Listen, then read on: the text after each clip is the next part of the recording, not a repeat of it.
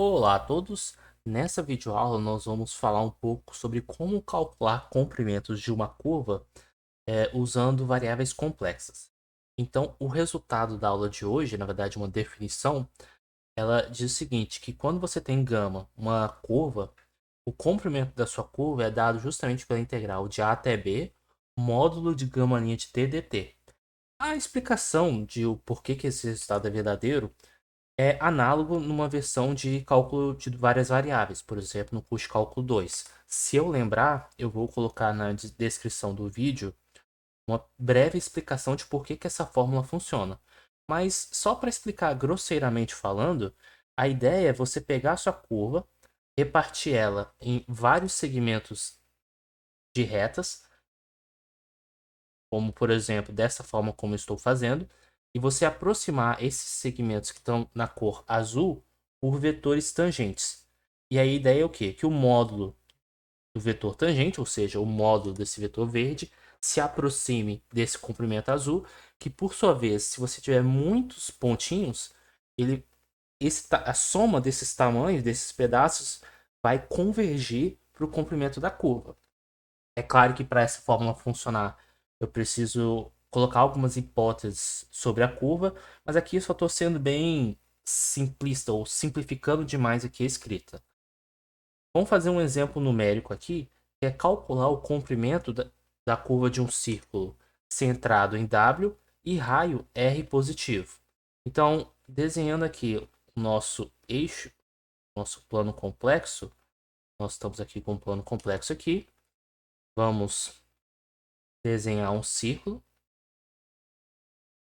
Vamos colocar o centro mais ou menos por aqui, ou quer dizer, o círculo mais ou menos por aí. Então, o centro fica localizado nesse ponto aqui, que é o W. E como é que nós vamos descrever a curva W? Bem, observe que uma forma de descrever essa curva W seria você fazer o gama de t igual a W mais e elevado a i t, aonde o t varia de 0 a 2π. Essa é a forma que nós temos para descrever um círculo centrado em W. Aqui é raio 1. Se eu quero raio R, então o que eu tenho que fazer? Eu tenho que pegar esse camarada aqui e multiplicar por R. Então agora sim que nós já temos o nosso gama de T. Aqui eu estou indo um pouco direto na questão das parametrizações, mas caso vocês precisem de mais exemplos envolvendo parametrização, que eu explique com mais detalhes essas etapas, podem colocar nos comentários, assim, se eu poderia fazer um vídeo sobre parametrização, que aí eu vou me aprofundar mais nessas questões. Então aqui vamos calcular o gama linha de t, já que o comprimento da nossa curva gama, ela é o quê? Ela é integral de a até b, então nesse caso de 0 a 2π, módulo gama linha de t dt. Só que nós temos que calcular quem é primeiramente o gama linha de t.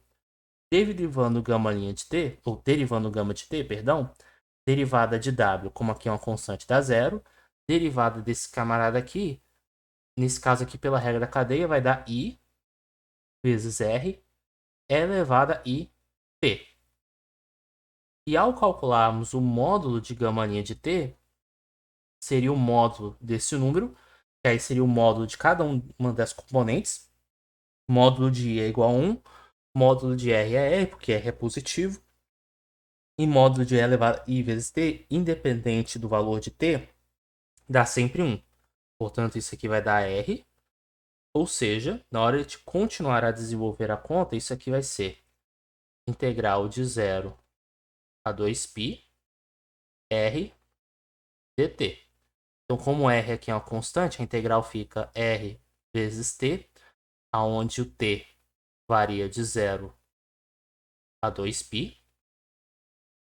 Então, substituindo o t por 2π, aqui vai ficar 2πr, menos substituindo o t por 0, 0 vezes qualquer coisa é 0.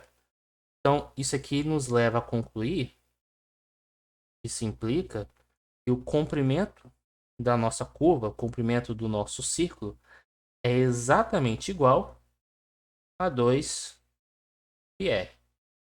que é uma fórmula, que é uma expressão bem conhecida. Então, é só para corroborar, vamos dizer assim, pegar um exemplo clássico e visualizar como funciona.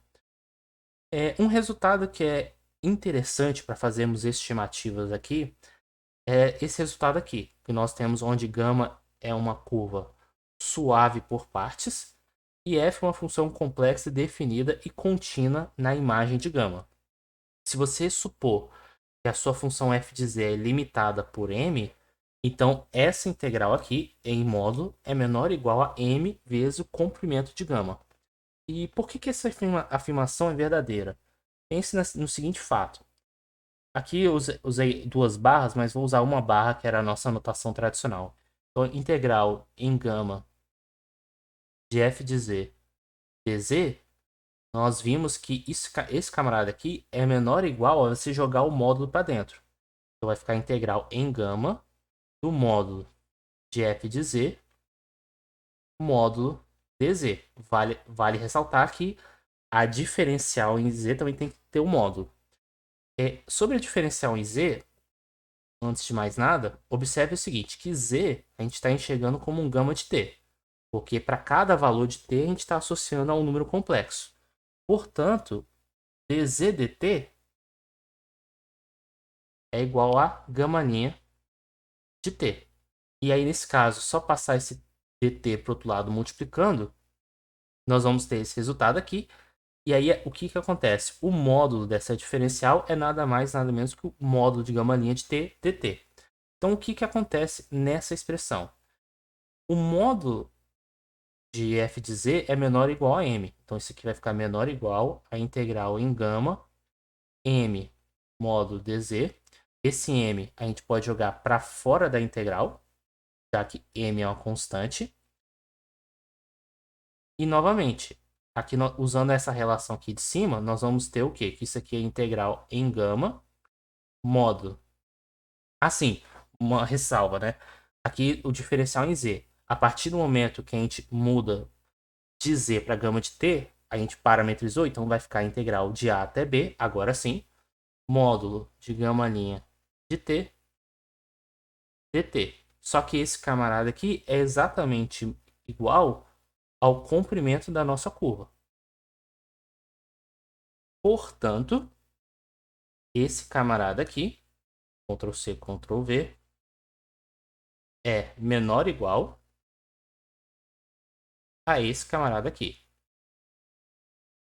Ctrl C, Ctrl V. Então, uma forma de você fazer estimativas de integral, analisar convergência, é usar essa relação, né? Você consegue estabelecer uma relação entre integral de uma função com seu domínio, e aí nessa relação, para este teorema, se a função for limitada, você tem essa cota superior. Existem outros resultados que nós vamos explorar dentro do ambiente de integração com números complexos, como, por exemplo, este resultado aqui. Então eu só vou ler o teorema, né? E diz o seguinte, que se você considera A um subconjunto aberto dos complexos, f uma função contínua, se você supor que a f maiúscula é a primitiva de f em A, então para todo o caminho suave por partes de gama, nós temos essa relação. A integral de f em gama é nada mais nada menos que você aplicar o teorema fundamental do cálculo. Então f maiúsculo de gama b menos f maiúsculo de gama a. E aí, no caso particular onde a curva é fechada, ou seja, você desenha a curva, mas o ponto inicial é igual ao ponto final, em outras palavras, que o gama de B é igual ao gama de A, o ponto final é igual ao ponto inicial, então, como vai representar a mesma quantidade? Uma quantidade menos ela mesma dá zero, então você teria que a integral de f sobre uma curva fechada, sob as condições desse teorema, daria zero. Mas nas próximas videoaulas nós vamos continuar estudando mais resultados envolvendo integração e aos poucos fazendo aplicações. Espero que vocês tenham gostado dessa videoaula.